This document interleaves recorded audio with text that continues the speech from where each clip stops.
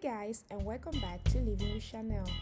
I am excited to share a new recipe with you today. If this is your first time here and you want to learn how to cook and make great recipes, you are at the right place. Start by clicking the subscribe button, show your support, and hit the notification bell to stay up to date with upcoming videos.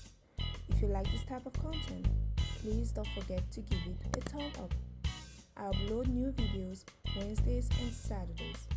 For this recipe, you will need ginger, garlic cube, optional, hot pepper,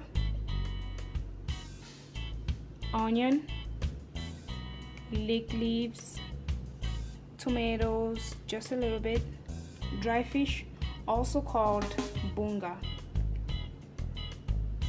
plantain, of course, that's your main ingredient, and it has to be green, peanut butter, or you can also blend your own peanut, dry shrimp, that's optional, salt, and black pepper.